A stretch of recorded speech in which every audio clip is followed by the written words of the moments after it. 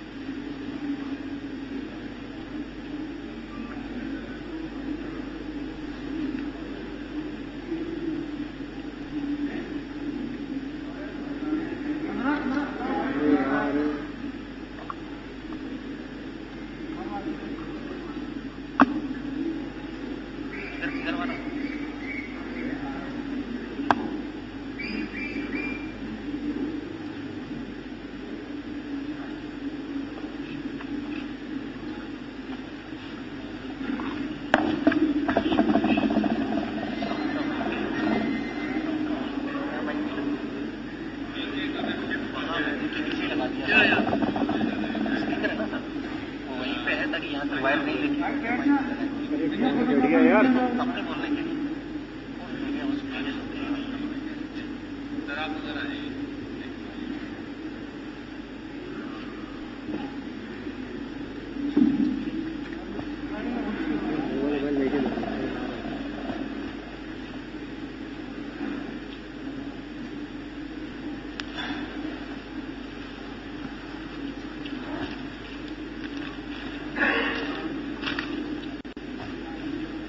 Hello,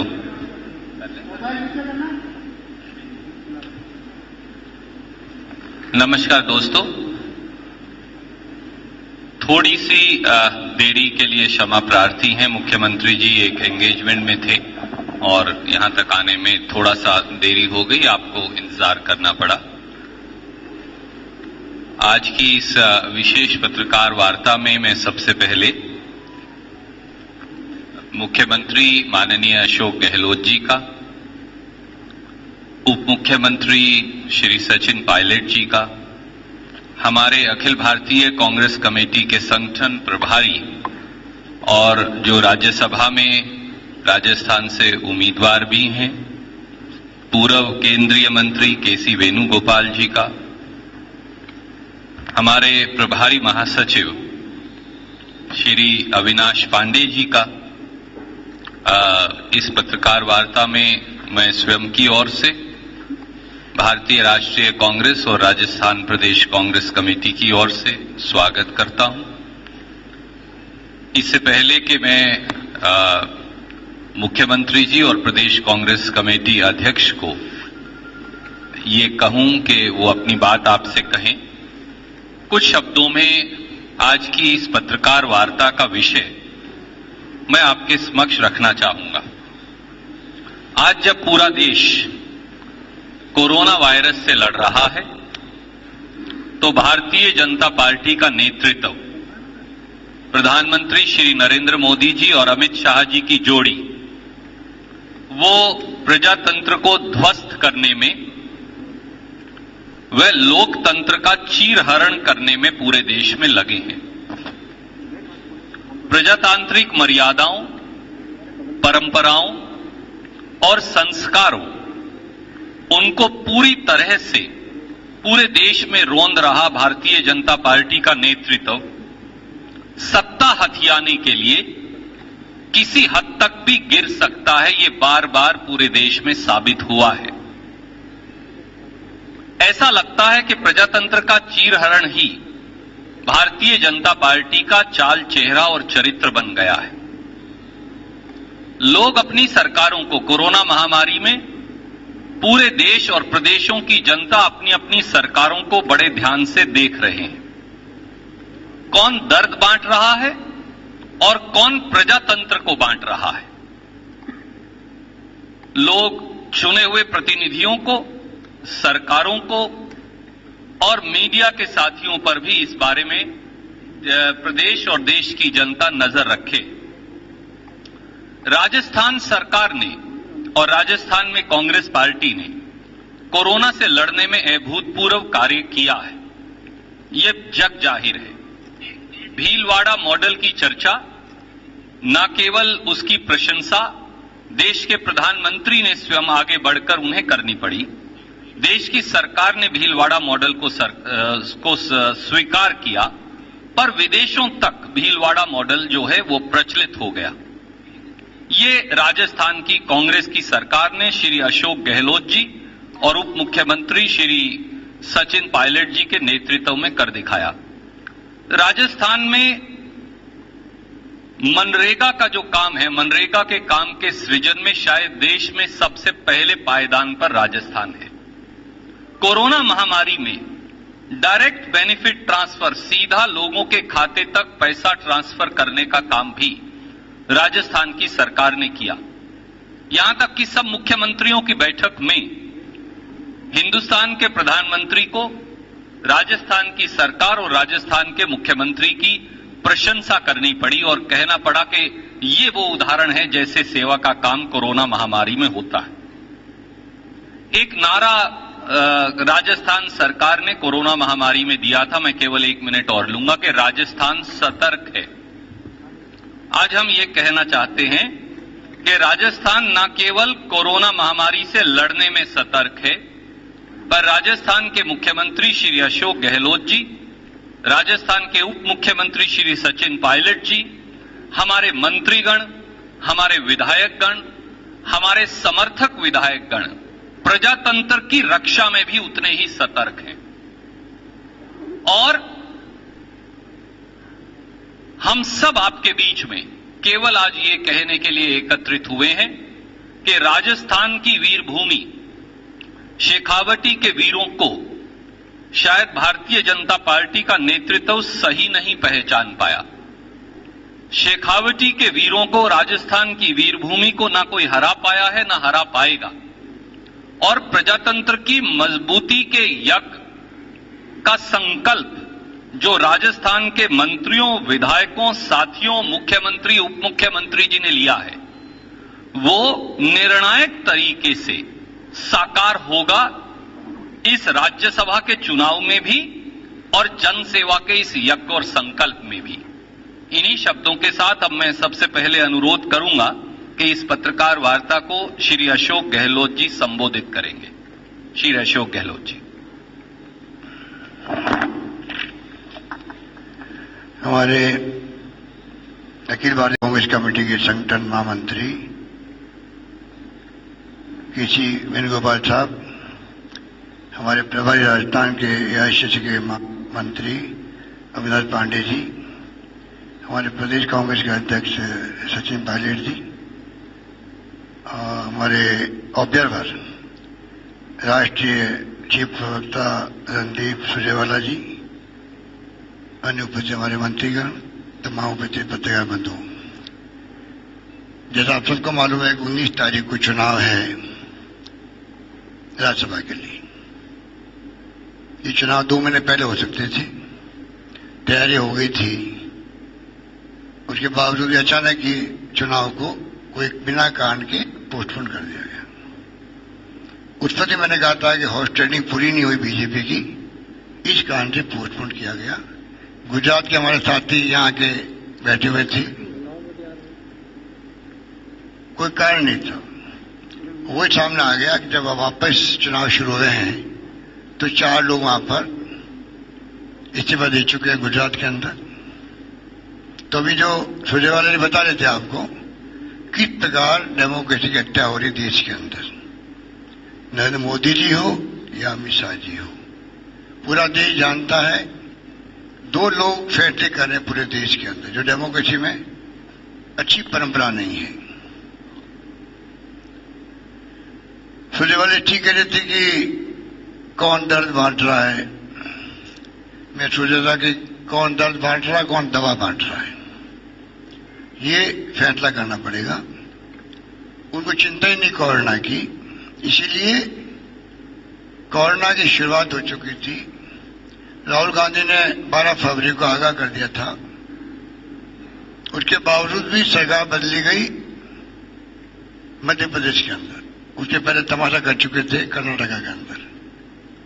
जो षड्यंत्र करते हैं उनको बहुत टाइम लगाना पड़ता है, योजना बनानी पड़ती है, उसके अंदर लगे रहेंगे तो वो कोरोना का मुकाबला कैसे करते हैं। लगे रहे कैसे सरकार टॉपल करने में पूरी ताकत झोंक दो, पूरी ताकत झोंकी गई। तमाशा सबने देखा, वो आपके सामने। ये हालात में आज देश चल रहा है। कांग्रेस पार्टी का अपना इत्यादि शानदार कुर्बानी का, त्याग का, बलिदान का। मोदी जी कहते थे कांग्रेस मुक्त भारत बनाएंगे। कांग्रेस मुक्त कभी होगी नहीं देश से, देश के रग रग में घुसी हुई है, देश के डीएनए के अंदर है। पर मोदी जी, उनकी सरकार, उनकी पार्टी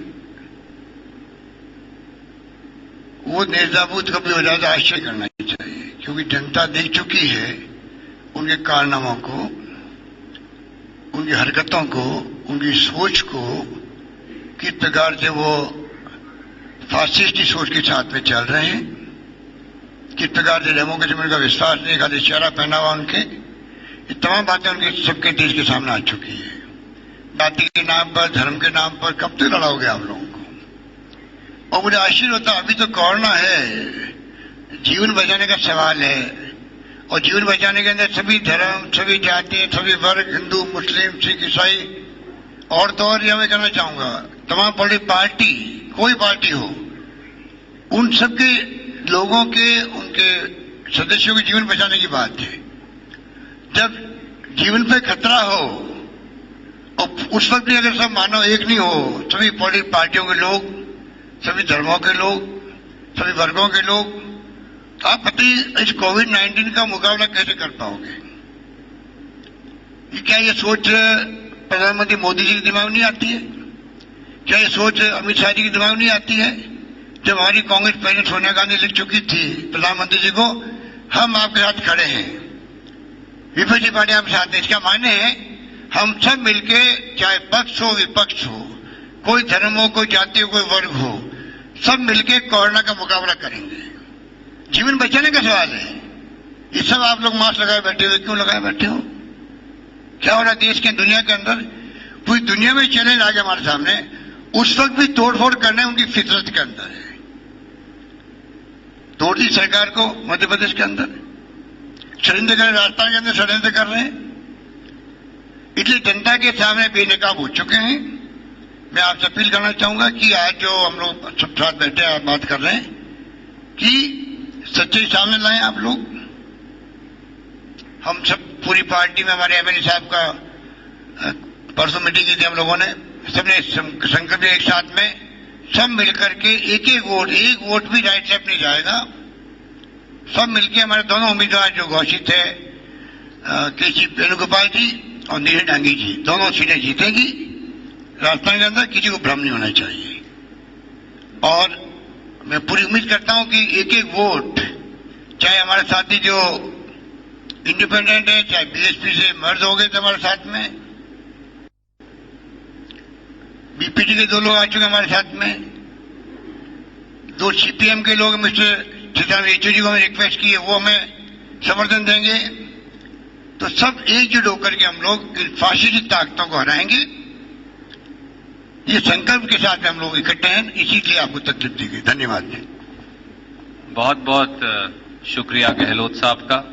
अब मैं अनुरोध करूंगा राजस्थान के उप मुख्यमंत्री और प्रदेश कांग्रेस कमेटी के अध्यक्ष सचिन पायलट जी से। बहुत बहुत शुक्रिया रणदीप जी। साथियों, जैसा आपको मुख्यमंत्री जी ने कहा, रणदीप जी ने कहा, 19 तारीख को राज्यसभा के चुनाव हैं, 3 सीट के इलेक्शंस हैं और 4 उम्मीदवार हैं। कांग्रेस पार्टी का स्वतः ही पूर्ण बहुमत है दोनों सीट कंफर्टेबली जीतने का, लेकिन आंकड़े दिखाते हैं कि हमारे को समर्थन करने वाले दल, निर्दलीय विधायक जो पिछले 1.5 साल से कांग्रेस पार्टी की सरकार को समर्थन कर रहे हैं, वो पूरी ताकत के साथ हमारे दोनों उम्मीदवारों के साथ खड़े हैं।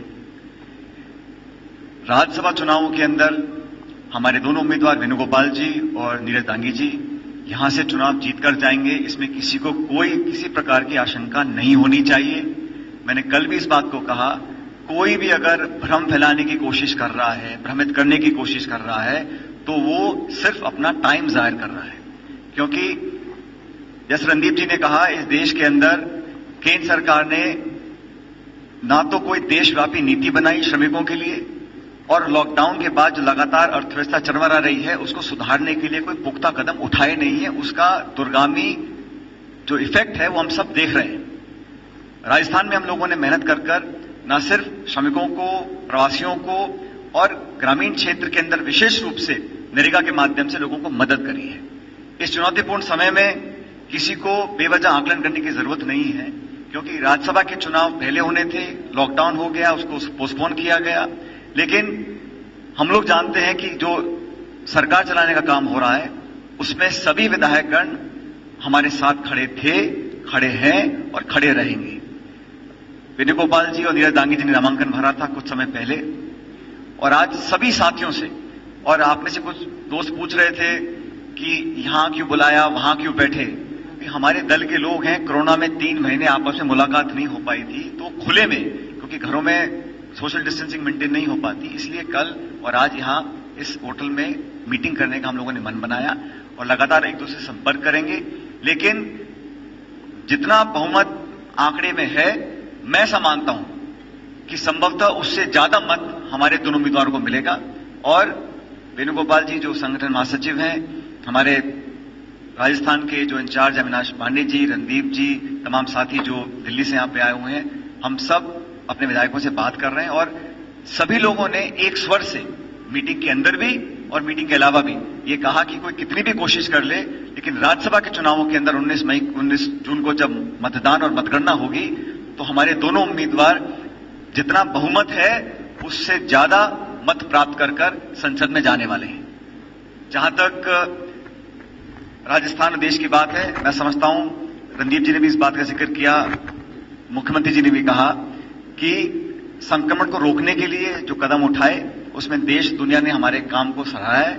हमारे चिकित्सा मंत्री यहां रघु शर्मा जी मौजूद हैं, मिलकर चाहे क्वारंटाइन करना हो, चाहे जागरूकता फैलानी हो, sanitizers, mask, ventilators, oxygen bed, हम सब लोगों ने, केंद्र सरकार ने अभी तक राज्य सरकारों को कोई स्टेट स्पेसिफिक फंडिंग नहीं दी है। सिर्फ घोषणाएं की हैं 20 लाख करोड़, इतने लाख करोड़, लेकिन राजस्थान को या किसी अन्य प्रदेश को कोई भी आर्थिक मदद देने का काम आज तक नहीं किया।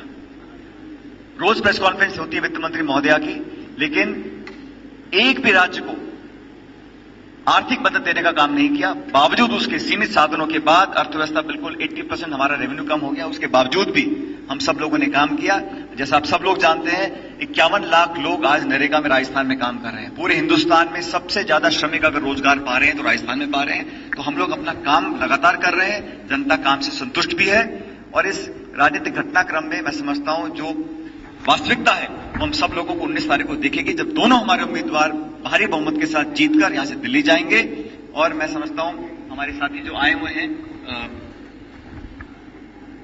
मैं सबका धन्यवाद करना चाहता हूं और आप सब लोगों का कि आप लोग यहां पर आए। Thank you.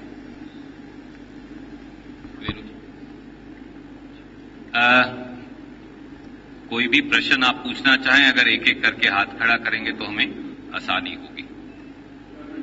योगेंद्र शर्मा जी।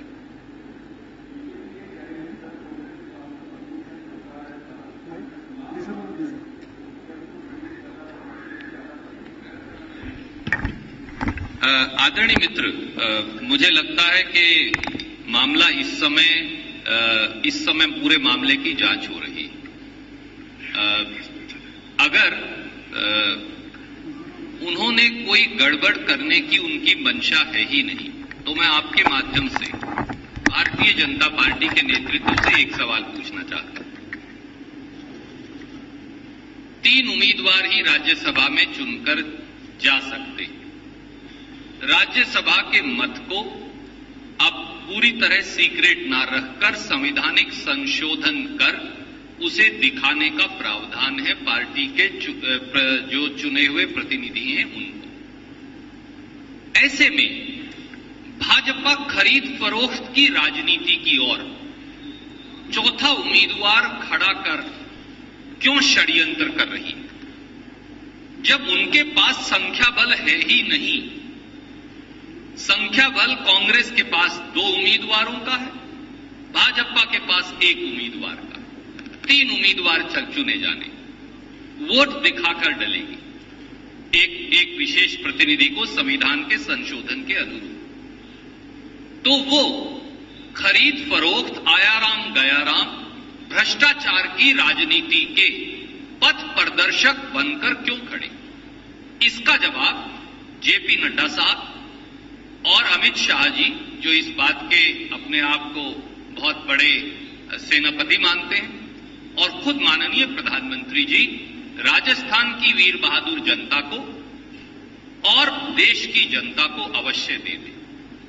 धन्यवाद।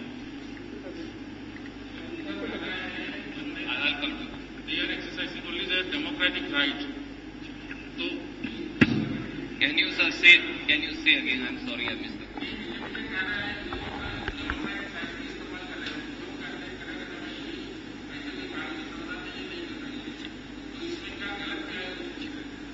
Let me I take permission of Chief Minister and Deputy Chief Minister Saab to answer that question.